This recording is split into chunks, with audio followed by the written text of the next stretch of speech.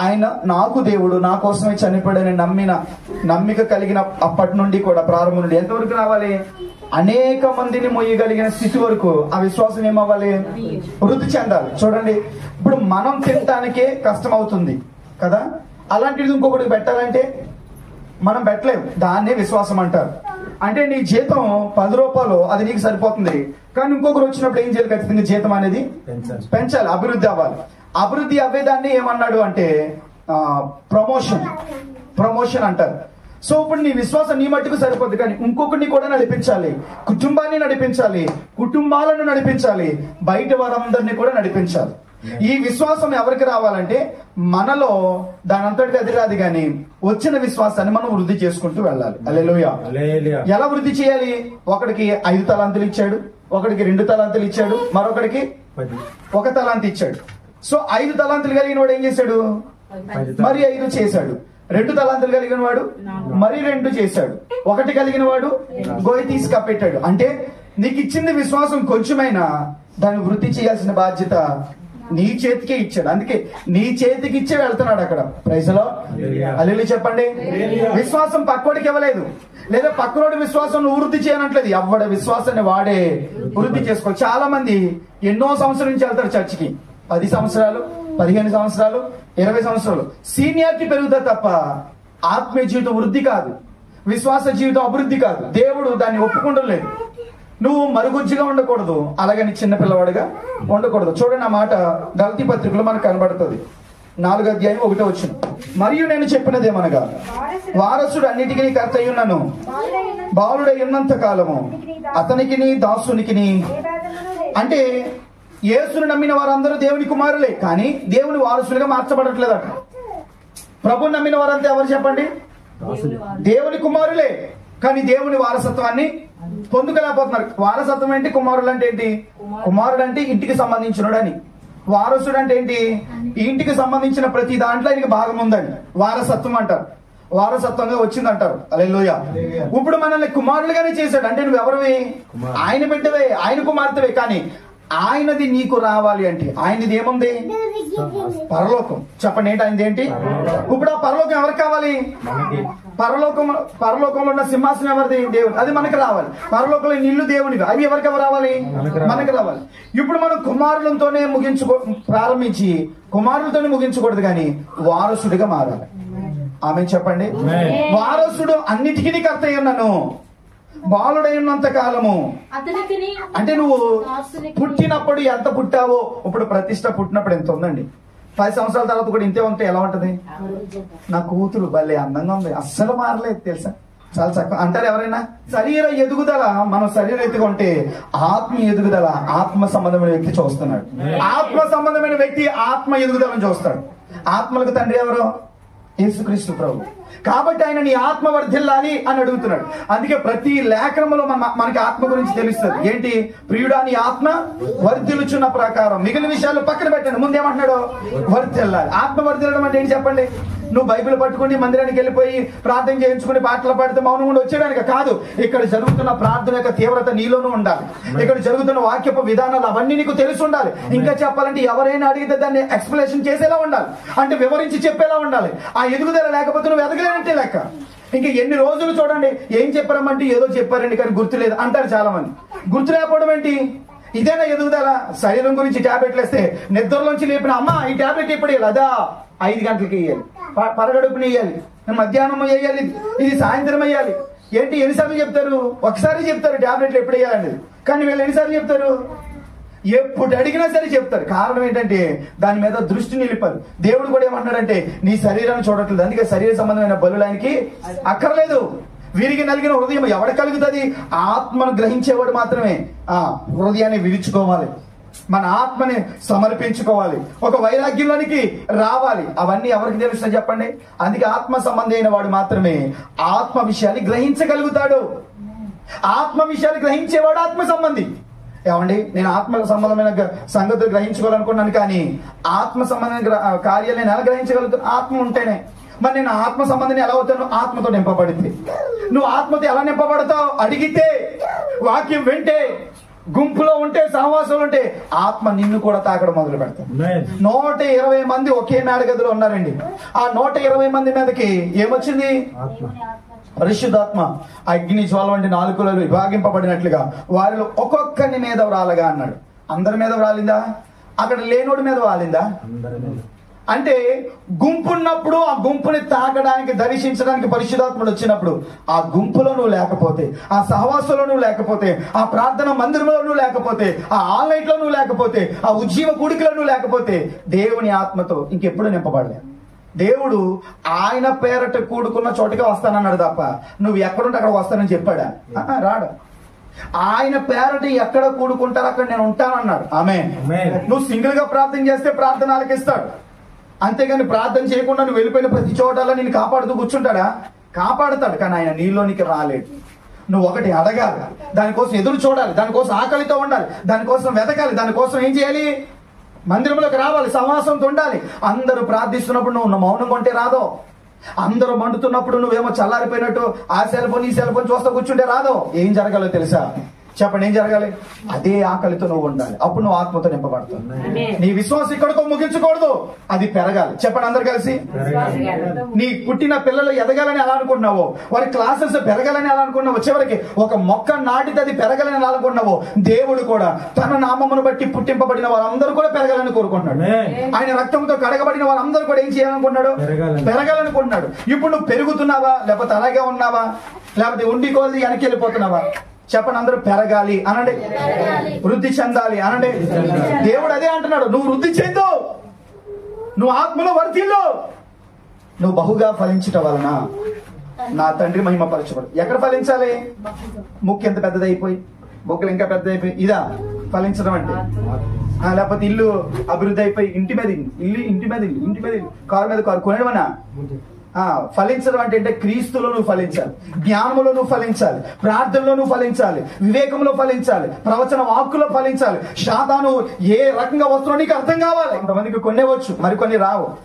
వచ్చిన వాటి మీద వారికి ఉన్న గ్రిప్ ఎంత అంటే మనకేమో అయ్యో ఏదో అయిపోతుంది అయిపోయింది అనుకుంటాం, కానీ అవతల వాడు ఏం పర్లేదు. ఫస్ట్ టైం నా జీవితంలో సెల్ ఫోన్ పట్టుకోవడం లారీలో ఉన్నప్పుడు, కీప్యాడ్ మొబైల్ నోకియా 1800 ఉంటుంది మొబైల్. అది నాకు ఇచ్చారు. అందులో పామాట ఏమన్నా ఆడతారు కదా, ఆ మొబైల్ ఏంటా అని చూద్దామని ఏదో నొక్కబోయి నొక్కితే ఎలా ఉంటుందో నొక్కాను, అంతే వెంటనే డిస్ప్లే అంతా స్టాప్ అయిపోయింది. అంటే స్విచ్ ఆఫ్ నొక్కేసాను తెలియక. ఇంకేదో అయిపోయింది అనుకున్నాను నేను. మొత్తం మీద తీసుకెళ్ళి అన్న ఏదో అయిపోయింది. ఆడు ఏం కంగారు పడడం లేదు, నేను కంగారు పడినట్టు. కారణం ఏంటంటే దాన్ని ఆపరేటింగ్ చేసేవాడికి తెలుస్తుంది అది ఏంటో. హల్లెలూయా. ఇప్పుడు నేనేమంటాను తెలుసా, నీకు తెలియాలి నీ ఆత్మీయ జీవితం ఎంత వరకు ఉందో. సాతాను పక్క నుంచి వస్తుంటే ఇది ఎంత వరకు. కొంతమంది ఏమో కంగారు పడిపోతారు, కొంతమంది ఏం పర్లేదు ఇలాంటి బోల్డ్ ఎదుర్కొన్నాం అంటే ఎదుర్కొనే అనుభవం మనకు ఉండాలి. Praise the lord. ఆడు వస్తుంటే నువ్వు విట్టే పారిపోతే ఇంకేం ఎదుర్కొంటావు. ఎప్పటికైనా మనం ఏం చేయాలి? ఎదుర్కోవాలి. అంటే ఒక స్టెప్ మనం దాటాలంటే ఒక పరిస్థితిని మనం ఎదుర్కోవాలి. అలాగే దేవుని విశ్వాసంలో మనం లోతుకు వెళ్ళాలంటే ఖచ్చితంగా ఒక్కొక్క సాతాను యొక్క శోధన మనం ఎదుర్కొంటూ వెళ్ళాలి. నేను ఎదుర్కోలేకపోతున్నా, నా వల్ల కాదంటే నువ్వు విశ్వాసమే కాదు. విశ్వాసం అంటే ఏంటి? ఇది ఒక యాత్ర, ఇది ఒక పోరాటంతో కూడిన యాత్ర, ఇది ఒక యుద్ధపు రంగం. విశ్వాస జీవితం అంటే ఏంటి? యుద్ధపు రంగం. యుద్ధ భూములు అడుగు పెట్టారు. మీరు ఎక్కడ అడుగు పెట్టారు? మీరు అందరూ ఏం చేయాలి? యుద్ధం చేయాలి. చెప్పండి అందరు కలిసి. యుద్ధం చేసేవాడు ఖచ్చితంగా ఏం చేయాలి? యుద్ధానికి వెళ్ళేటప్పుడు యుద్ధంలో ఏం జరగాలో ముందే సిద్ధపరచుకోవాలి. మనం అమాయకులకి వెళ్ళిపోతాం యుద్ధంలోకి. అక్కడి నుంచి ఒకడు ఇలా వేయగానే సరే దెబ్బ ఇంకా కుంటుకుంటూ నడుచుకుంటూ వచ్చేస్తాం. నేను రాలేను అంటాం. మళ్ళీ ఏమంటాం? విశ్వాసం అంటాం. యుద్ధపు రంగంలో ఉన్నానంటాం. ఆత్మీయ జీవితంలోకి వెళ్ళి నీకు స్పష్టంగా కనబడితే ఎంత అవివేకంగా పనిచేస్తున్నామో మీకే తెలుస్తుంది. అంత అవివేక తత్వాన్ని మనం గ్రహించుకోలేకపోతున్నాం. అంటే కారణం ఏంటంటే మనం ఆత్మ సంబంధం ఇంకా కాలేదు.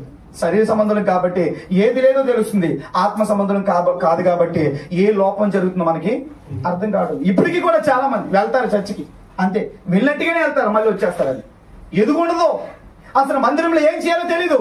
పాస్టర్ గారు అవన్నీ మాకు ఎందుకండి, మీరు చూసుకోండి, ఏమైనా కావాలంటే డబ్బులు ఎత్తాం, ఏమైనా కావాలంటే మేము మాట్లాడతాం, ఏమైనా కావాలంటే మేము అంతే, అంతవరకే. ఏంటి ఏమైనా కావాలంటే నువ్వు ఇవ్వడం ఏంటి? అవును నువ్వు డబ్బులు ఇవ్వాలి, కానీ నీ హృదయాన్ని ఇవ్వా, నువ్వు పోరాడవా? ఎప్పటికైనా నువ్వు డబ్బులు ఇస్తే పని అవదు, నువ్వు కూడా పోరాడాలి. పరలోకం రావాలంటే ఎవరు పోరాడాలి? డబ్బులు ఇవ్వాలి, పైగా నువ్వే రావాలి. ఆ శత్రుతో మేము యుద్ధం చేస్తాం, సంఘముకు వ్యతిరేకంగా వస్తున్న వాటితో యుద్ధం చేస్తాం, కానీ నీకు వ్యక్తిగతంగా వచ్చే శత్రువులతో మాత్రం నువ్వే యుద్ధం చేయాలి. దానికోసం నీ విశ్వాసం ఏం చేయాలి? చెప్పండి, నా విశ్వాసం వృద్ధి అవ్వాలి అనండి అందరూ. చెప్పండి, నా విశ్వాసం వృద్ధి అవ్వాలి. అందరు చెప్పాలి, నా విశ్వాసం వృద్ధి అవ్వాలి. వృద్ధి అవ్వలేదనుకోండి, ఇక నువ్వు క్రైస్తవుడు అంట అనుకోండి, సరిపోవాలి. ఆమె ఇప్పుడు ఆ విశ్వాసం దేవుడు మనకి ఎలా ఇచ్చాడని మాట్లాడుకున్నామంటే, చెప్పాను కదా, ఆయన రక్తం పెట్టి ప్రాణం పెట్టి తిరిగి లేచుడు ద్వారా విశ్వాసం మనలో పుట్టింది. అసలు ఆ విశ్వాసం కలగజేయడానికి దేవుడు తన కుమారుని భూమి మీదకి పంపాడు. ఆ విశ్వాసం మనకి ఇవ్వడానికి మనకేమిచ్చాడు దేవుడు? ధర్మశాస్త్రాన్ని. చెప్పండి, ఏమిచ్చాడు? సో ఇన్ని రకాలుగా మనలో విశ్వాసం కలగజేయడానికి దేవుడు తాపత్రయపడుతుంటే, ఉచితంగా విశ్వాసాన్ని ఇస్తుంటే ఆ విశ్వాసాన్ని కూడా సంపాదించుకోవడానికి నీకేంటి? అందుకే దేవుడు ఏమన్నాడు? విశ్వాసాన్ని సంపాదించు అన్నాడా లేదా? చదవండి, తిమోతి రాసిన మొదటి పత్రిక 6:11. దైవజనుడా, నీవైతే వీటిని విసర్జించు నీతిని, భక్తిని, విశ్వాసమును, ప్రేమను, ఓర్పును, సాత్వికమును సంపాదించుకొనుటకు ప్రయాసపడుము. చూడండి, దేన్ని సంపాదించుకోవడానికి ప్రయాసపడాలమ్మా? విశ్వాసాన్ని సంపాదించుకోవడానికి ఏం చేయాలమ్మా? విశ్వాసం కొరకు ఎవడైనా ప్రయాసపడుతున్నాడా? కలగాల, దేవుడు కలిగించాలా, లేకపోతే దానికోసం మనం ప్రయాసపడాలా? ప్రయాసపడాలి. ఇక ఏమన్నాడు మరి? యాక్చువల్ గా నాలో విశ్వాసం పుట్టినప్పుడు నేను వస్తానులేండి అంటారు చాలా మంది. విశ్వాసం పుట్టినప్పుడు కాదు, పుట్టించుకుని రావాలి. ఇంకా చెప్పాలండి, పుట్టించుకోవడానికి వెతుక్కుంటూ వెళ్ళాలి. విశ్వాసమును సంపాదించుకోవడానికి ఏం చేయాలి? ప్రయాసపడాలి అనండి అందరూ. వర్షం వస్తుంది కదా పాస్టర్ గారు, ఆదివారం ఆరాధనకు రాలేమండి, ఒంట్లో బాగాలేదండి, శుక్రవారం ప్రార్థనకి రాలేమండి. ప్రయాసపడుతున్నారు. చెప్పండి, ప్రయాస అంటే ఏంటి అసలు? ప్రయాస అంటే ఏంటి? అనుకూలత ఉండేది వెళ్ళేది వేరు. అనుకూలత ఎలా పోయినా అది ఎలాగైనా నేను పట్టుకోవాలని భారంతో వెళ్ళడం వేరు. అదే ప్రయాస అంటే. ఒక డ్యూటీని కాపాడుకోవడానికి ప్రయాసపడతావు, ఫంక్షన్లు కూడా మానేస్తావు డ్యూటీని కాపాడుకోవడానికి. బంధువుని కాపాడుకోవడానికి కొన్ని వదిలేసుకుంటావు. స్నేహాలు కాపాడుకోవడానికి కొన్ని ముఖ్యమైన పనులు కూడా మానేసుకుంటావు. ఇప్పుడు వాటి విషయంలో నువ్వేం చేస్తావు నాకు తెలియదు, కానీ బైబిల్ ఏం చెప్తుందంటే, విశ్వాసమును సంపాదించుకోవడానికి ప్రయాసపడు. దానికోసం అంటాడు. 2వ పత్రిక 2:22 కూడా చదవండి ఫాస్ట్. పారిపో, పవిత్ర హృదయులై ప్రభువునకు ప్రార్థన చేయవారితో కూడా నీతిని, విశ్వాసమును, ప్రేమను, సమాధానమును వెంటాడుము. ఏమంటే దేని వెంటాడాలి? విశ్వాసాన్ని వెంటాడాలి. ఎక్కడ దొరుకుతుంది అది? ఫస్ట్ లైన్ చదవండి.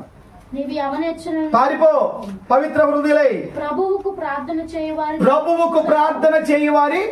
కూడా ప్రభువుకు ప్రార్థన చేయవారితో కూడా. అంటే ఇప్పుడు ఎక్కడ దొరుకుతుంది మనకి అది? ఎక్కడ వెంటాడాలి?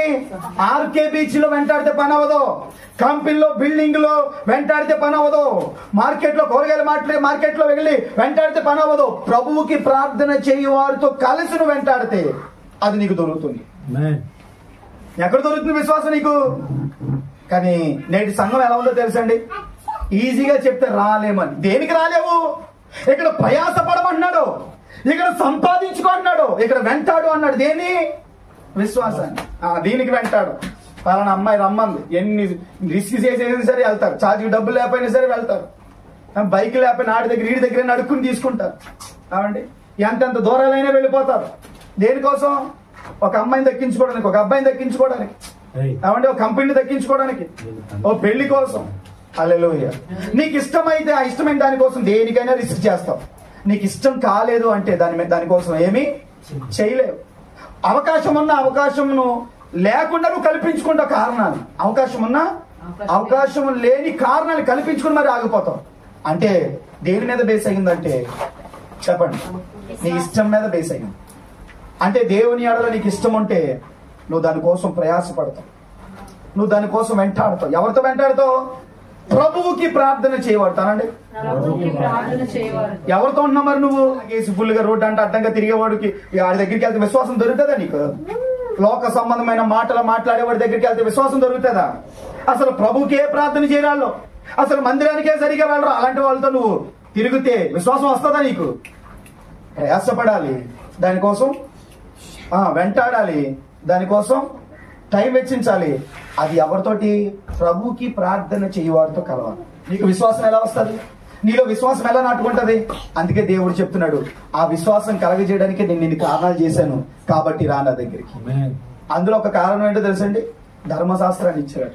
చదవండి అన్నమాట. గలతీ పత్రిక 3:24. తీర్చబడినట్లు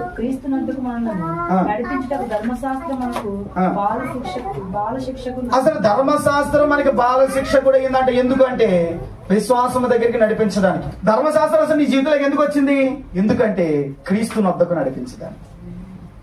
ధర్మశాస్త్రము ఏమని చెప్తుందంటే నీతిని నెరవేర్చాలని చెప్తుంది. చూడండి, రోమపత్రికలోకి వచ్చేయండి, 11వ అధ్యాయం 32వ వాక్యం చదువు. అందరికీ కరుణ చూపవలనని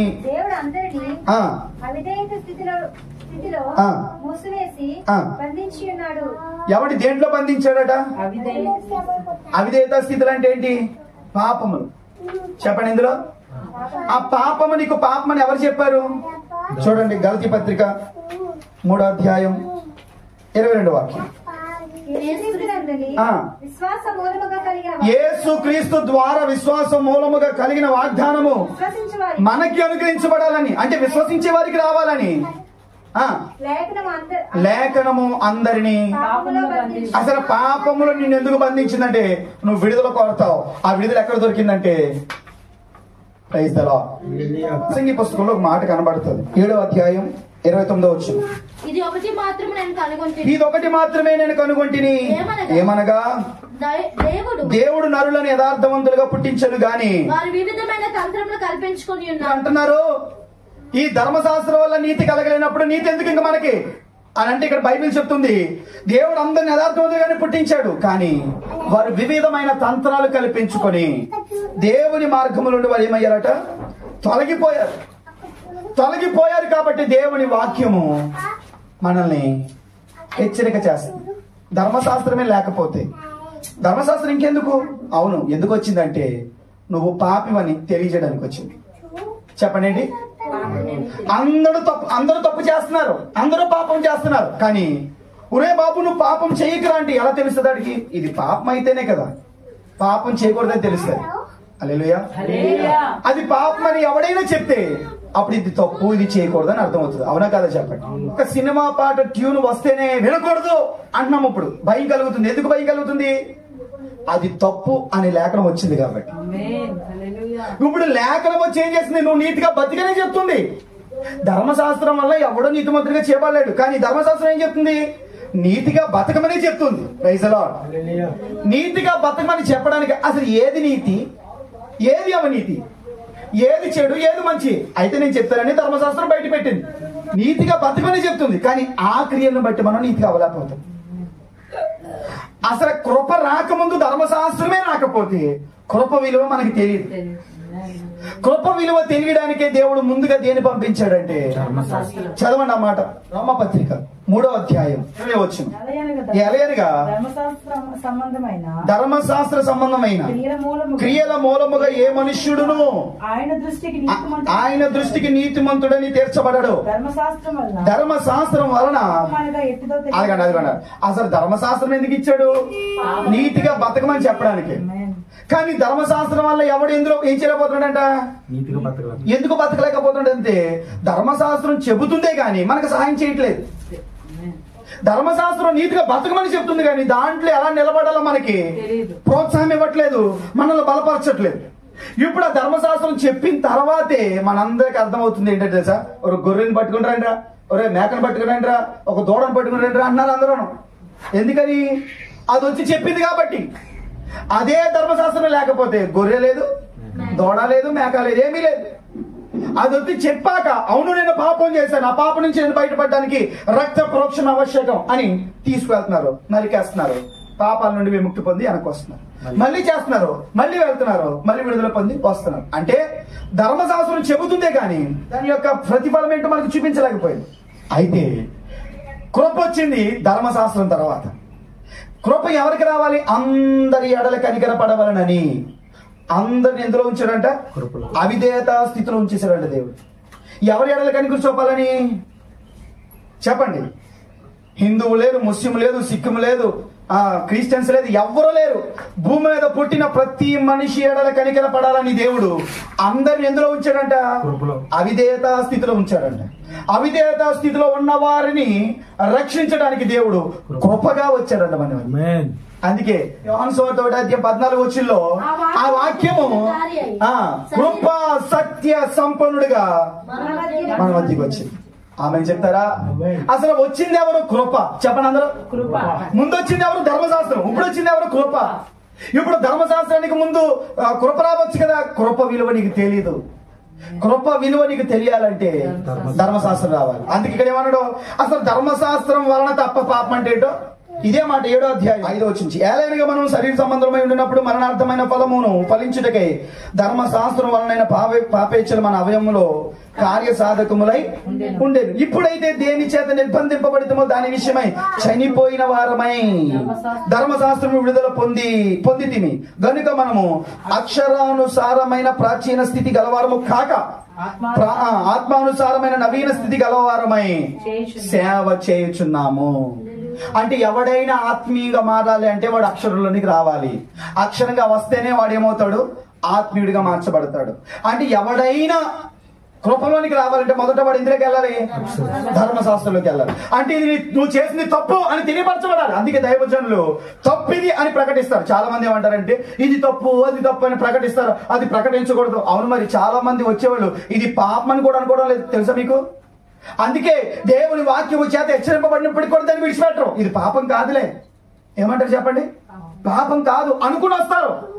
దేవుని వాక్యం ఎత్తుబట్టి నువ్వు చేస్తున్న తప్పు అని తెలిసినప్పుడు అయ్యో నేను తప్పు చేశానా, అయితే ఇప్పుడు ఏం చేయాలి, క్షమించమని అడగాలి. క్షమించడంతో నీ పాపం పరిహారం చెల్లదు. క్షమించడం తర్వాత నువ్వు చేరుకోవాల్సిన వ్యక్తిని ఆశ్రయించాలి. ఆమె చెప్పండి, ఆశ్రయించాల్సిన వ్యక్తిని నువ్వు ఆశ్రయించకుండా క్షమాపణ చెప్పిన తర్వాత కూడా నువ్వు మళ్ళీ అదే చేస్తావు. నువ్వు ఒకసారి పాపం చేసావా, ప్రభా నేను చేసింది పాపం, పలానా వ్యక్తితో తిరిగాను, పలానా వ్యక్తితో మాట్లాడాను, పలానా వ్యక్తితో ఇలా చేశాను, నన్ను క్షమించు ప్రభా అని నువ్వు క్షమాపణ అడగడమే కాకుండా వారి దగ్గరికి వెళ్లకుండా నువ్వెవరితో ఉంటావో యేసును ఆశ్రయించడం మొదలు పెడతావు. ఆ రకంగానే నీకు ఈ ధర్మశాస్త్రం బాల శిక్షకుడిగా మారి మొదటి నుంచి 5 వరకు చదివినవే చివరి వరకు నీకు కొనసాగుతాయి. కానీ అక్కడే ఉండిపోతే నీకు ఎవడెవడం. నేనేమంటా తెలుసా, నువ్వు ప్రారంభంలో నేర్చుకునే విషయాలు ముందుకి నీకు ఆధారం అవుతాయి. అందుకే బాల శిక్షకుడు అయ్యాడు. కానీ బాల శిక్షకుడు క్రింద మనం ఉండకూడదు, వాటిని బేస్ చేసుకోవాలి. అలాగే చెప్పండి. ఇప్పుడు ఒక అమ్మాయిని చెడు చూపు చూడడం వల్ల ఏం చేసినట్టు, వ్యభిచారం చేసినట్టు. వ్యభిచారం అంటే ఏంటి, పాపం అని ఎవరు చెప్తున్నారు? ఇప్పుడు ధర్మశాస్త్రం నుంచి బయటకు వచ్చేసాను, ఇంకా ధర్మశాస్త్రానికి నాకు సంబంధం లేదు అంటే మళ్ళీ చేయమనా? అంటే దాని యొక్క నీతి ఏం చెప్తుందో అది మన చేత చేయించడానికి మనలోనికి పరిశుద్ధాత్మ వచ్చి ఆత్మ నిన్ను ఎలా నడవాలో నువ్వే వెళ్ళావు. తాగాల్సి చీ అంటావు, తిరగాల్సిన వ్యక్తి చీ, ఇలాంటి వ్యక్తితో నేను ఎందుకు ఉండాలి, నా శరీరాన్ని ప్రభుకు అప్పగించాను, నేను తిరగను, నేను మాట్లాడను, నేను చేయను అని నీకంటూ నీకు ఒకటి డిసైడ్మెంట్ వచ్చేస్తుంది. ఆమె చెప్పండి. ఇప్పుడు ధర్మశాస్త్రం దేవుడు నీకు ఎందుకు ఇచ్చాడంటే పాపం అంటే ఏంటో తెలియజేయడానికి. చదవండి రోమపత్రిక 7:7. ఏమందుము, ధర్మశాస్త్రం పాపమైందా? అట్లనరాదే, ధర్మశాస్త్రం వలన తప్ప అసలు పాపం అంటే ఏంటో నాకు తెలియలేదు. ఎందుకని అక్కడ అంటాడు, ఆశింపవద్దని ధర్మశాస్త్రము చెప్పని యెడల దురాశ అనేది ఒక పాపం అన్న కలిగి తెలుస్తుంది. దురాశ అనేది పాపం అని చెప్పాలి అంటే ధర్మశాస్త్రం వచ్చి ఆశించొద్దని చెప్పాలి. అది చెబితేనే గాని అది పాపం అని నాకు తెలియదు. సో అది చెప్పినంత మాత్రం దానికోసం బతకాలనుకున్న ఆశే కలుగుతుంది.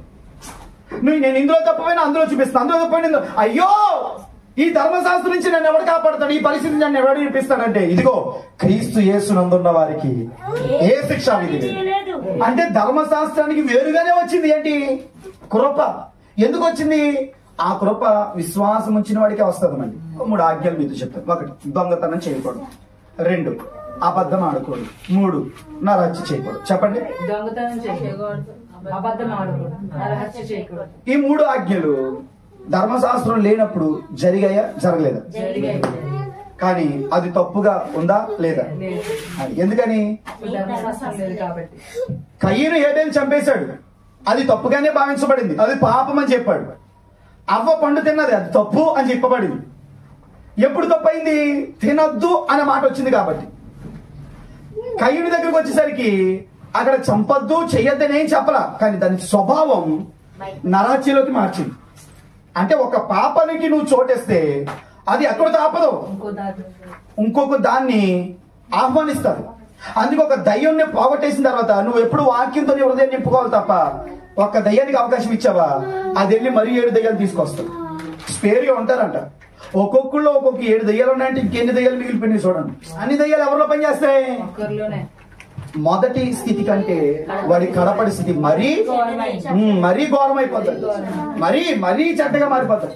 ఎంత ఘోరంగా ఎంత చెడ్డగా మారిపోద్ది అంటే అప్పుడు వరకు ఒక సిగరెట్ పెట్టి తాగేవాడు 10 తాగుతాడు. ఇలాంటి మారమంటే మారాలనుకున్నా మారలేదు. అందుకే ఎప్పుడు కూడా భక్తి జీవితానికి లూజ్ ఇవ్వకూడదు. నీ విశ్వాస జీవితానికి లూజ్ ఇవ్వకూడదు. ప్రార్థనకి వెళ్ళే సమయం వచ్చిందా, పిలుపు వచ్చిందా, దయచేసి వాటిని పోగొట్టుకోదు. నువ్వు ఎవరిని పోగొట్టుకున్నా పర్లేదు, కానీ దీన్ని పోగొట్టుకున్నావంటే నీ మొదటి స్థితి కంటే కడపడి స్థితి మరీ చెడ్డదైపోతుంది.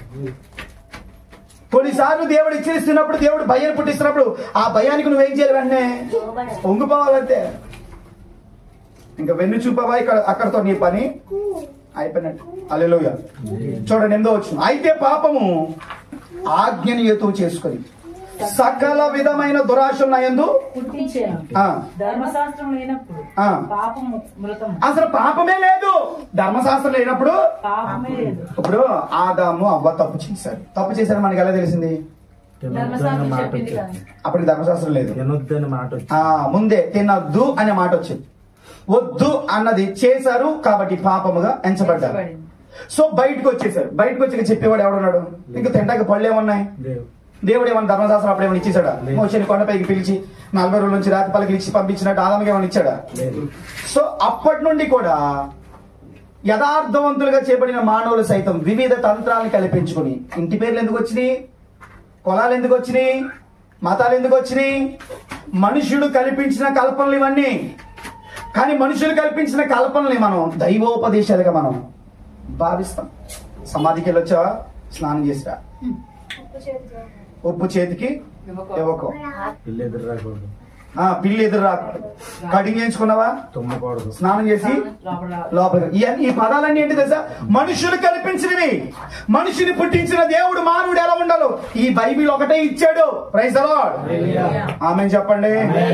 ఒకసారి శిష్యులు వచ్చి అంటారు, ప్రభా నీ శిష్యులు చేతులు కడుక్కోకుండా అపవిత్రమైన చేతులతో భోజనం చేసేస్తున్నారేంటి అంటే దేవుడు అంటాడు, లోపలికి వెళ్ళేవి మనిషిని అపవిత్రపరచవు గాని లోపల నుంచి బయటకు వచ్చేవి ఏంటి? లోపల నుంచి బయటకు వచ్చేవి మాటలు, వ్యభిచారం, సమస్త విధమైన విధాలు చెప్తాడు, పాపాలు చెప్తాడు.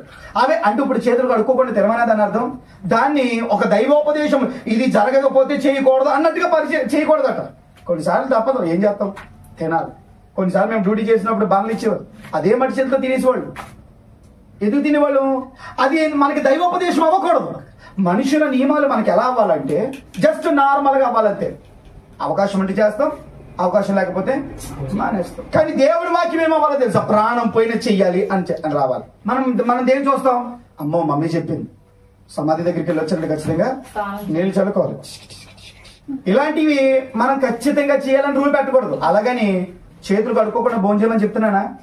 సందర్భాన్ని బట్టి చేసుకోవచ్చు, దాని ఏముంది. కానీ ఇలాగే చెయ్యాలి కదా ప్రభా అంటే దేవుడి కోపం.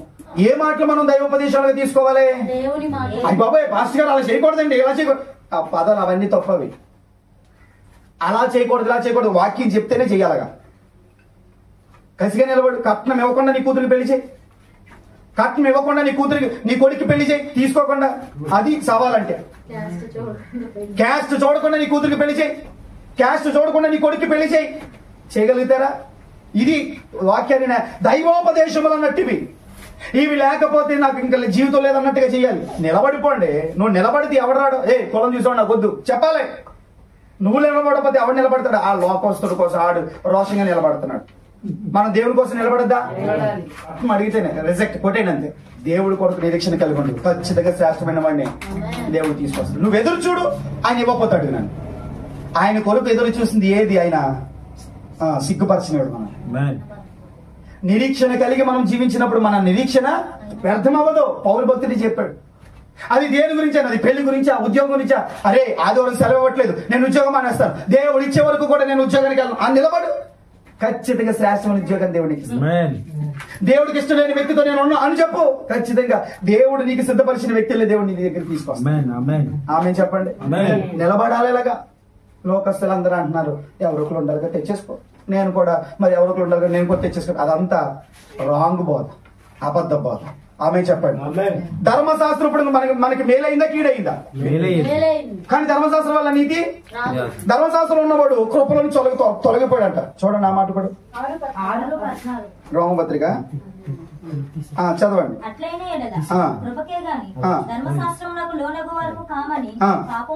అదిగో చూసారా, లింక్ తెలియట్లేదు ఇక్కడ. ధర్మశాస్త్రం వద్దంటే ధర్మశాస్త్రం చెప్పింది పాపం చేయొద్దని. కృప ఎప్పుడు చెప్పలేదు పాపం చేయొద్దని చెప్పిందా? కృప ఎప్పుడు చెప్పలేదు. పాపం చేయొద్దని చెప్పింది ఎవరు? ధర్మశాస్త్రమే. ఇప్పుడు మనకి ధర్మశాస్త్రం లేదంటూనే పాపం చేద్దామా? అట్లా రాదు. సింక్ తెలియట్లేదు, లింక్ కుదరడం లేదు. ఎందుకు అంటే అసలు ధర్మశాస్త్రం ఎందుకు వచ్చిందో తెలియలేదు. ధర్మశాస్త్రం ఎందుకు ఇవ్వబడింది అంటే, వినండి, పాపం అంటే ఏంటో చెప్పడానికి. పాపం నుంచి నువ్వు బయట పడలేవు, నీ ప్రయత్నాలు అవ్వవు, కాబట్టి ఆపి. కృప వస్తున్నాను, నువ్వు లోకంలో చచ్చిపోవాలి, పాపంలో చచ్చిపోవాలి, ధర్మశాస్త్రం చచ్చిపోవాలంటే నువ్వు సిలువ వేయబడాలని చెప్పేసాడు. హల్లెలూయా. సిలువ వేయబడితేనే కానీ మనకి ఇది కలగదు. చూడండి ఆ మాట కూడా హెబ్రీ పత్రిక 10:9 ఆయన నీ చిత్తము నెరవేర్చుటకు ఇదిగో నేను వచ్చి ఉన్నానని చెప్పుచున్నాడు. అర్పింపబడుచున్నవి. అసలు మొదటిది ఎందుకు ఇవ్వబడిందంటే రెండో తేవడానికే. అసలు మొదటి దాన్ని కొట్టేసింది ఎందుకంటే రెండో దాన్ని స్థిరపరచడానికి. మొదటిది అన్నాడంటే రెండోది కూడా. గ్లోరీ కూర్చో. గ్లోరీ నా మొదటి భార్య అంటే ఎలా ఉంటది? మొదటి భార్య అంటే ఏంటి? నా భార్య అంటే ఏంటి? ఇంకెవరు ఉండరని. మొదటి నిబంధన అంటే ఏంటి? రెండో దానికి చాయిస్. ప్రతిష్ట లేక ఒకసారి. నా మొదటి కూతురు అంటే ఏంటి? రెండో దానికోసం సూత్రం, లేకపోతే రెండవ దానికోసం అవకాశం ఉంది. ఒక కూతురు ఉందండి, ఇంకో కూతురు కోసం లేకపోతే ఇంకో బిడ్డ కోసం సూత్రం అంట. భార్యని మాత్రం ఏమంటాం? నిబంధనను మొదటి నిబంధన అన్నాడు కానీ వధువు సంఘాన్ని మొదటి వధువు సంఘం అనలేదు. మొదటి వధువు రెండో వధువు అనలేదు. నిబంధన ఒకటే మొదటిది అంటే ఏమొస్తుంది? రెండోది కూడా వస్తుంది. వెళ్ళిపోవచ్చు. ఇప్పుడు ఆ ఊరు ఒక్కటే బస్సు ఉంది అనుకోండి, అదిగో అదే బస్సు అంటాం. లేదంటే ఏమంటాం? ఫస్ట్ బస్ అంటే ఫస్ట్ బస్ అంటే మొదటి నిబంధన అన్నాడంటే అర్థం ఏంటి? రెండో దానికి చాయిస్ ఉందండి. అసలు రెండోది ఎందుకు పెట్టాలి? మొదటిది లేకపోతే రెండోది నీకు తెలియదు కాబట్టి. అసలు మొదటి పెట్టింది రెండో దాని దగ్గరికి నిన్ను నడిపించడానికి.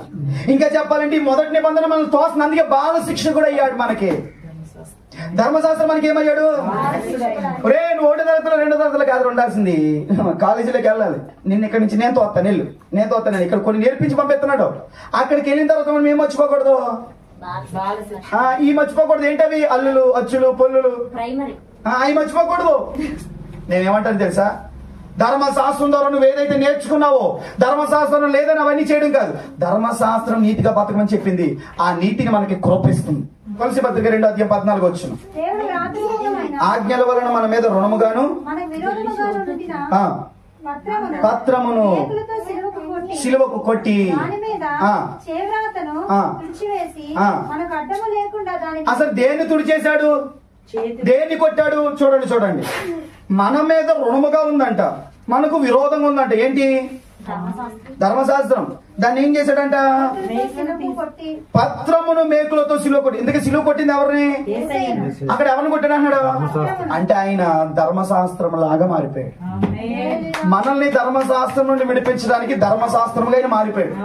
శాపముగా మారాడు, తర్వాత దోషముగా మారిపోయాడు, మన కొరకు పాపముగా మారిపోయాడు, మన శిక్షకు తాను భరించాడు.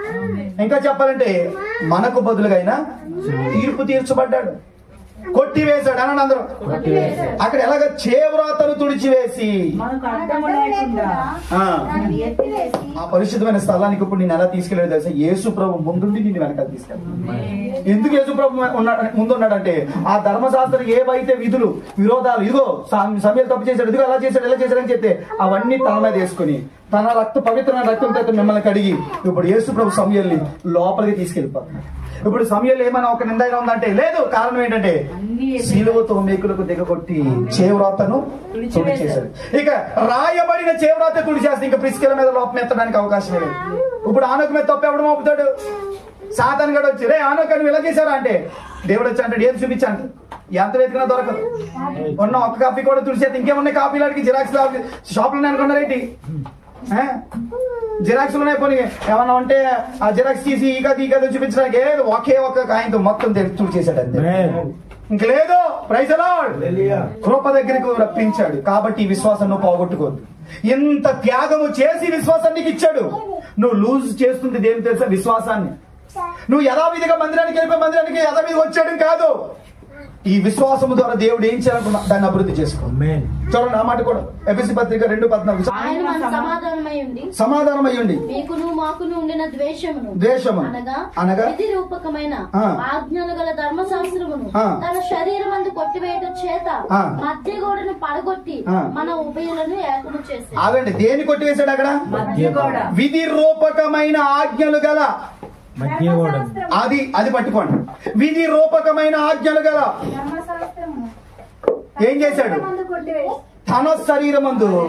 ఇప్పుడు ఆ శరీరం ఎక్కడ వచ్చింది తెలుసా? బలలో మనం తీసుకుంటున్న శరీరం మనలోకి వచ్చింది. ఇప్పుడు మనం అనుసరించాల్సినంత ధర్మశాస్త్రం ఆ శరీరంలో ఉందా? నేను తీసుకున్నాను, నేను ధర్మశాస్త్రాన్ని నెరవేర్చిన వాడు అయిపోయాను. Praise the lord. క్రియల్లోనికి మనం వెళ్ళకూడదు. ధర్మశాస్త్రాలకి ఇంత త్యాగముతో ఇచ్చాడా మనకి విశ్వాసాన్ని? పోగొట్టుకోవద్దు, లూజు చేయకు, దాన్ని దూరం చేయకు, కాపాడుకో ఆ విశ్వాసాన్ని. ఏం చేయాలి? దాన్ని కాపాడుకో. ఈ ధర్మశాస్త్రం ఒకవేళ నీ మీదకు రావాలనుకున్నా, చివరికి ఈ రిఫరెన్స్ చదువుకుని ముగించుకుందాం. చదవండి 3:17 గలతీ పత్రిక. నేను చెప్పినది ఏమనగా 430 సంవత్సరమైన తర్వాత వచ్చిన ధర్మశాస్త్రము ధర్మశాస్త్రం వాగ్దానాన్ని నిరార్థకము చేయనంతగా ఎవరు కొట్టేరు? ధర్మశాస్త్రం కొట్టివేయదు. దేన్ని కొట్టేయలేదు? 430 సంవత్సరాల తర్వాత వచ్చిందంట ధర్మశాస్త్రం. పూర్వమందు దేవుని చేత స్థిరపరచబడిన వాగ్దానాన్ని ఈ ధర్మశాస్త్రం కొట్టేయడానికి వస్తలేదట. పూర్వం అంటే ఎప్పుడు? భూమి పుట్టక ముందు నుంచే. అసలు భూమి ఎప్పుడు పుట్టింది? ఆది కాలంలో. దేవుని చిత్తమైతే వచ్చేవారు ఈ సందర్భం టాపిక్ మాట్లాడుతుంది.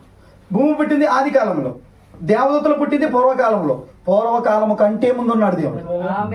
ఆమె చెప్పండి. అంటే ప్రారంభంలో యేసుక్రీస్తుని చేశాడు దేవుడు. ఆ పూర్వకాలంలో చేయబడిన యేసు ప్రభువుల్లోనే ఈ వాగ్దానాలన్నీ నియమించబడ్డాయి. ఇప్పుడు ఇంత పూర్వమందు చేయబడిన ఈ వాగ్దానాన్ని 430 సంవత్సరాల తర్వాత వచ్చిన ఏంటది ధర్మశాస్త్రం కొట్టేస్తుంది అనుకున్నారా? 430 సంవత్సరాలు అంటే ఇప్పుడు ఐగుప్తీయులు ఇశ్రాయేలు ప్రజలు ఉన్నప్పుడు ఎన్ని సంవత్సరాలు ఉన్నారు? 430 సంవత్సరాల తర్వాత బయటకు వచ్చారు. తర్వాత వచ్చిన ఆ బానిసత్వం నుండి బయటకు వచ్చిన ధర్మశాస్త్రం పూర్వమందు చేయబడిన నీ మీద చేయబడిన వాగ్దానాన్ని అది కొట్టేస్తుంది అనుకున్నావా? కొట్టివేయడానికి అవకాశం లేదు. పోగొట్టుకోవద్దు విశ్వాసాన్ని. అందుకే దేవుడు ఏమన్నాడు? ఎవరిని ముందెరిగినో ఆ మాట చదవండి. రోమపత్రిక 8:29 చదవండి. ఎందుకనగా తన కుమారుడు అనేక సహోదరులలో జ్యేష్ఠుడగినట్లు. అదిగోండి తన సహోదరులలో ఏంటి? తన కుమారుడు అనేక సహోదరులలో జ్యేష్ఠుడగినట్లు దేవుడు ఎవరిని ముందుగా ముందుగా ఎరిగాడంటే ఎప్పుడు ఎరిగాడు మిమ్మల్ని? 430 సంవత్సరాల తర్వాత వచ్చిన ధర్మశాస్త్రం చెరగొట్టేదనుకున్నారండి మీ పిలుపుని. అయితే అది మీలో నిలబడే దేని బట్టి అంటే విశ్వాసాన్ని బట్టి. ఇప్పుడు విశ్వాసం ఎందుకు ఇంత కాపాడుకోవాలంటే పూర్వమందు చేయబడిన వాగ్దానాన్ని స్వతంత్రించుకోవడానికి. ఆ విశ్వాసం నువ్వు పక్కన పెట్టావా అంతే అయిపోయినట్టే. విశ్వాసం చూసి నమ్మేది కాదు, చూడండి. దేవుడు ఎవరిని ముందు ఎరిగానో వారు తన కుమారునితో స్వారూప్యము గలవారగుటకు వారిని ముందు ఎరిగిన వారిని నిర్ణయించాడు. ఎవడ పడితే వాడు రాలేదు మందిరానికి. మీరు ముందుగా అలవాటుగా రాలేదు, అనుకోకుండా రాలేదు, యాదృచ్ఛికంగా రాలేదు. దేవుడు ముందుగా ఎవరిని ఎప్పుడు ముందుగా అంటే పూర్వకాలం అన్నాడు. పూర్వకాలం అంటే ఏంటి? ఆది కాలంలోనే భూమి చేయబడింది. ఇంకా మానవుడు ఎప్పుడు చేపట్టాడో చూసుకోండి మీరు. ఆది కాలంలో అంటే ఏంటి తెలుసా? అప్పటికే చేశాడు, స్తంభాలు వేసాడు, బలపాకారం పెట్టాడు, దాని మీద భూమిని పెట్టాడు, అపవాదిగాడు వచ్చాడు, దాన్ని తోసాడు, అది మునిగిపోయింది, అగాధ జలంలో ఉండిపోయింది. దేవుని ఆత్మ అగాధ జలంలో మీద అల్లాడుతుంది. ఎప్పుడు చేశాడో తెలీదు, ఎప్పుడు దేవతలు పడ్డారో తెలీదు, అది ఎప్పుడు లోపలికి వెళ్ళిపోయిందో తెలీదు, వెళ్ళిపోయి ఎంతకాలం ఉందో తెలీదు. అది బయటికి వచ్చాక ఎంతకాలం మొదలెట్టిందో తెలియదు. ఆ తర్వాత ఆదామును పెట్టాడు. ఆదామును పెట్టి ఎంతకాలం ఏదో తెలియదు. ఎప్పుడైతే ఏదోను తోటలో నుంచి బయటికి వచ్చాడో ఆ రోజు నుండి డే స్టార్ట్ అయింది. ఆ రోజు నుండి డే స్టార్ట్ అయింది. కానీ భూమి పుట్టి కొన్ని వేల కోట్ల సంవత్సరాలు అవుతుందని శాస్త్రజ్ఞులు చెప్తున్నారు. కారణం ఏంటంటే నిజంగానే కొన్ని కోట్ల సంవత్సరాలు అయింది, కానీ మానవుని జీవితం మాత్రం స్టిల్ ఇప్పటికి 7,000 సంవత్సరాలు నడుస్తుంది. చెప్పండి, 6,000 7,000 దగ్గరలో ఉంది మానవుని జీవితం.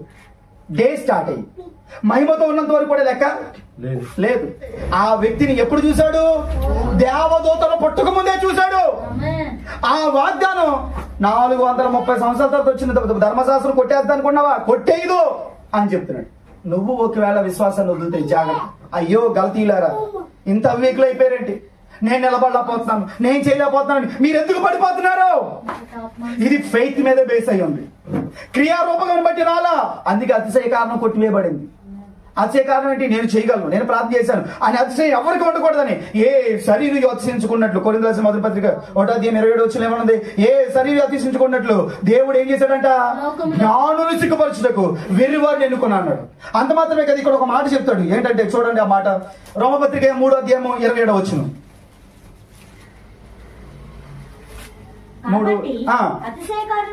అదిగో కొట్టివేశాడు. ఎలా కొట్టివేయబడింది? అసలు ఏ న్యాయం బట్టి కొట్టివేయబడింది? క్రియను బట్టా? కాదు, చాలు చాలు. అది కొట్టివేయబడింది దేని బట్టి? విశ్వాసాన్ని బట్టి. క్రియ అంటే ఏంటి? ధర్మశాస్త్రం. ఇప్పుడు నువ్వు ఒకవేళ ధర్మశాస్త్రం నుండి కృపలోనికి వస్తే, ధర్మశాస్త్రం బయటకు వచ్చి కృపలోకి వస్తే, ఆ ధర్మశాస్త్రం నీ మీద ఉన్న వాగ్దానాన్ని కొట్టివేయదు. ఎందుకంటే 430 సంవత్సరాల తర్వాత వచ్చింది ధర్మశాస్త్రం.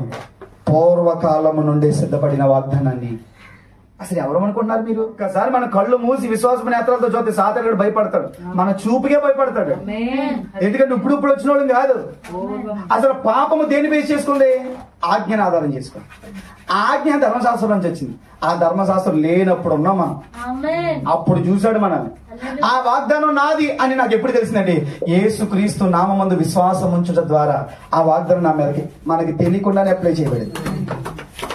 నేను మా మమ్మీకి కొడుకున అయ్యానంతే. మా మమ్మీ కట్టిన ఇన్సూరెన్స్ పాలసీ అన్ని నా సొంతం అయిపోయింది. కట్టలేదు అనుకోండి, అనుకుందాం. మా మమ్మీకి ఉన్న ఆఫీసులు, మా మమ్మీకి ఉన్న బిల్డింగ్లు, మా మమ్మీకి ఉన్న ఎకరాలన్నీ ఎవరి అవుతాయి? నావే అవుతాయి. కానీ నేను కొడుకుగా ఉంటే చాలు. కొడుకుగా లేకపోయినా దత్తత తీసుకుంటారు మా అమ్మ. ఇప్పుడు నేను కొడుకుని కాదు, దేవుడు దత్తత తీసుకున్నాడు. దత్తత ఎందుకు తీసుకున్నాడు? పాపం ఇబ్బంది పడతాడు ఈ బిరిగాడు అని కాదు. నన్ను పూర్వకాలంలో చూసి, పూర్వకాలంలో నేను చూసిన ఏబేలు ఎక్కడున్నాడు వెతికాడు. పూర్వకాలంలో నేను చూసిన చిన్ని ఎక్కడుంది అని వెతికాడు. పూర్వకాలంలో నేను చూసిన సమయాలు ఎక్కడున్నాడు అని వెతికాడు. పూర్వకాలంలో నేను చూసిన మరియం ఎక్కడుంది అని వెతికాడు. నేను గిన్నెలు తోముకుంటాను, వంట చేసుకుంటాను అనుకుంటే సరిపోదు. పూర్వకాలం నుండి చూసిన దేవుడు ఆ మరియం ఎలా ఉండాలనుకున్నాడు అలా మారడమే మన పని ఇక్కడ. అది మారడానికి మన వరకు మనం చేసే పని ఏంటి తెలుసా? విశ్వాసం ఉండడమే. దానికోసం వెతుక్కోవాలి, దానికోసం ప్రయాసపడాలి, దాన్ని వెంటాడాలి, దాన్ని సంపాదించుకోవాలి. దేన్ని? విశ్వాసాన్ని పెంచుకోనమ్మా. విశ్వాసం అదొక్క దాన్ని నువ్వు పట్టుకో. పూర్వకాలం నుండి చేయబడిన వాగ్దానం నీ మీదకి వచ్చిందంటే అసలు నువ్వు మామూలు మనిషివో చెప్పండి? పాతకాలంలో ఉన్న వస్తువులు దొరికితేనే గొప్ప వాళ్ళు అంటారు. మనం పాతకాలం కాదు, ఇక్కడ పూర్వకాలం. ఇక్కడ పూర్వకాలంలో ఉన్న సిద్ధపడిన వస్తువులు మనం సువర్ణంగా మారుతుంది. ఇక్కడ మనం ముట్టుకోవడానికి ఎవడో సరిపోడు. ధర్మశాస్త్రం ఎంత 430 సంవత్సరాలతో వచ్చిందే. అయ్యో నేను ఇంకా తప్పు చేయలేదు, అదంతా ఒట్టిదే. లేదు, కృపలో దేవుడు మొత్తం కడిగేశాడు. నువ్వు విశ్వాసాన్ని సంపాదించుకో, దానికోసం ప్రయాసపడి. ఎక్కడుంటది? ఎక్కడ దొరుకుతుంది? ప్రార్థన చేయు వారితో ఉంటే దొరుకుతుంది. ఇప్పుడు మీరంతా ఎవరు? పూర్వకాలంలో నియమించబడిన వారు.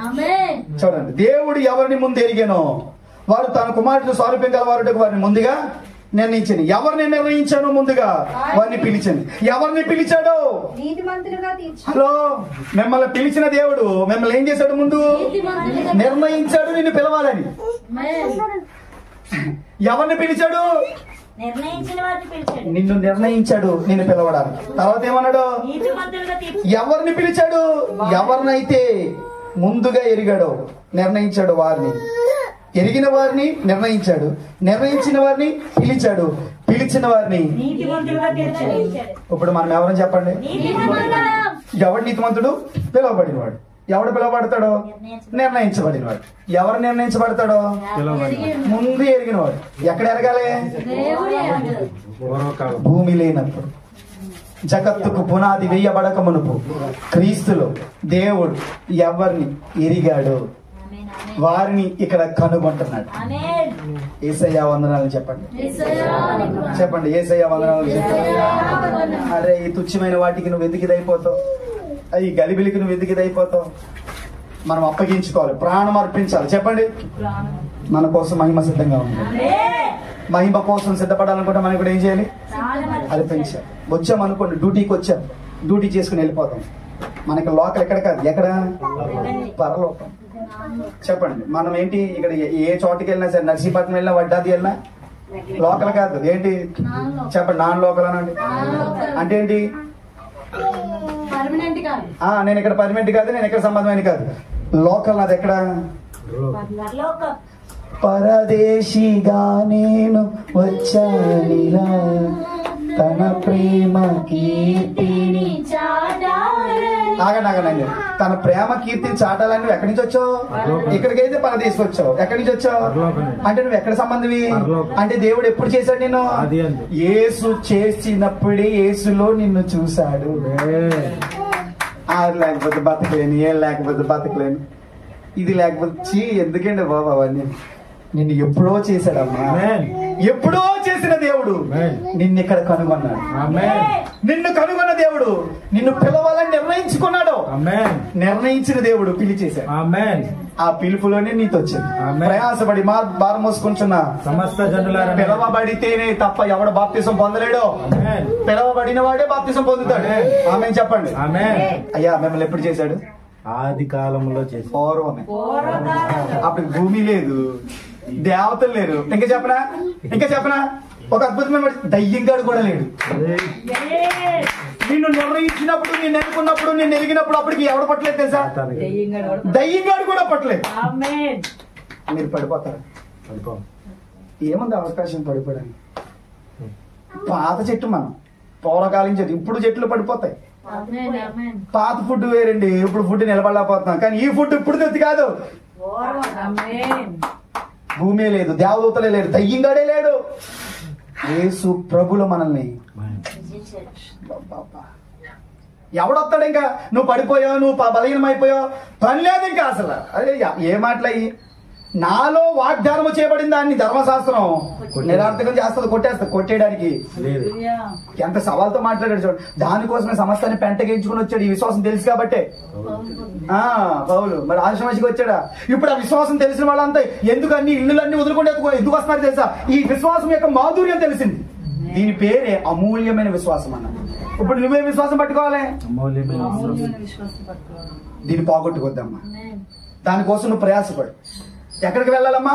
ప్రార్థన చేయి వారితో కూడా ఉండి వెతుకో. ఎక్కడ ఉంటారు ప్రార్థన చేసేవాళ్ళు?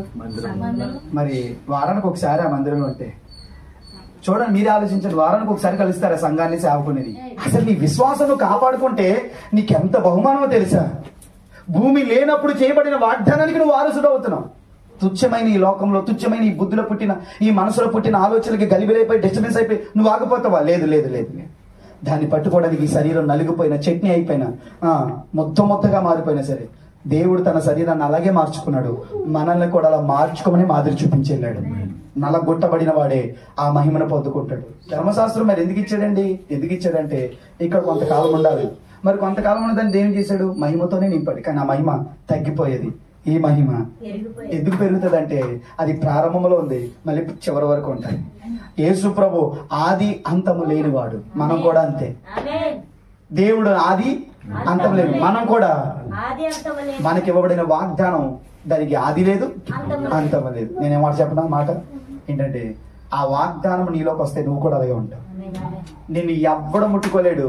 నీకు ముట్టుకున్నవాడు నీ దగ్గరకు వచ్చినవాడు 7 త్రోవలో పారిపోతాడు. నిన్ను చూసి పారిపోతాడు, నీ కను సైకే పారిపోతాడు. ఆమె చెప్పండి. ఆ విశ్వాసం మనలో అభివృద్ధి గుణగా, ఆ విశ్వాసం సంపాదించుకోండి. దానికోసం ఎంతైనా ప్రయాసపడండి. దానికోసం దేన్నైనా వదులుకోండి. ప్రార్థన ఉందంటే చాలు, ప్రార్థన గుంపుతో చేరండి. అది సువార్త అయినా, ఆల్ నైట్ అయినా. నువ్వు ఏ మాత్రం పోగొట్టుకున్నా వర్షం ఆపుతుందా? చెప్పండి. వర్షం ఆపేద్దా నిన్ను? చెప్పండి. డబ్బులు ఆపేతాయా నిన్ను? ఒక పరిస్థితులు ఆపేతే, ఒక డ్యూటీ ఆపుతా, ఒక మనిషి ఆపుతాడా? ఎవడ ఆపగలుగుతాడు? ఈ బిల్డింగ్లనే సునామీ, ఈ బిల్డింగ్లనే ఆపలేదు. ఏంటి సునామీ వస్తే నిలబడతాయా? ఈ బిల్డింగ్ లో పనిచేసే నువ్వు ఇంకేమని నిలబడతావు? ఈ బిల్డింగ్లనే సునామీ కొట్టేసినప్పుడు ఏమండి ఆ బిల్డింగ్ కోసం పనిచేసే నిన్ను నిలబడతావా? కాదు. సునామీలు రానివ్వండి, వరదలు రానివ్వండి, తుఫాన్లు రానివ్వండి, పెద్ద పెద్ద భూకంపాలు రానివ్వండి, నిన్ను చెరగిపోకుండా దేవుడు నిలబెడతాడు. నిన్ను చెరగిపోనివ్వకుండా దేవుడు స్థిరపరుస్తాడు. ఎలాగంటే తన భుజాల మీదకి ఎక్కించుకుంటాడు. ఎక్కడ నువ్వు ఆయన దగ్గరికి రాకపోతే నేను ఎలా ఎక్కించుకుంటాను? ఎప్పుడు చూడగలుగుతాను? ఇక్కడ విడిచిపెట్టాలి కొన్ని, ఇక్కడ సరి చేసుకోవాలి కొన్ని, ఇక్కడ వెంటాడాలి కొన్ని, ఇక్కడ సంపాదించుకోవాలి కొన్ని. అవి జరిగినప్పుడు అక్కడ ఉంటాం. ఆమె ఏం విడిచిపెట్టాలి? కల్పన కథను విడిచిపెట్టాలి, దేవునికి ఇష్టం లేని విడిచిపెట్టాలి, దయ్యపు బోధనని విడిచిపెట్టాలి. ఏది పట్టుకోవాలి? విశ్వాసాన్ని పట్టుకోవాలి, నీతిని పట్టుకోవాలి, ప్రేమను పట్టుకోవాలి. ఎవరి ద్వారా పట్టుకోవాలి? దాన్ని ప్రార్థన చేయు వారితో కలిసి పట్టుకోవాలి వాటిని. ఆమె చెప్పండి. ఇలాగ చేయగలిగితే మనం దేవుని భుజాల మీదకి వెళ్తాం, దేవుని సన్నిధిని పడతాం. దేవుడి మాట మనకు దీవించును గాక. కళ్ళు మూసుకొని ప్రార్థన చేసుకుంటాం.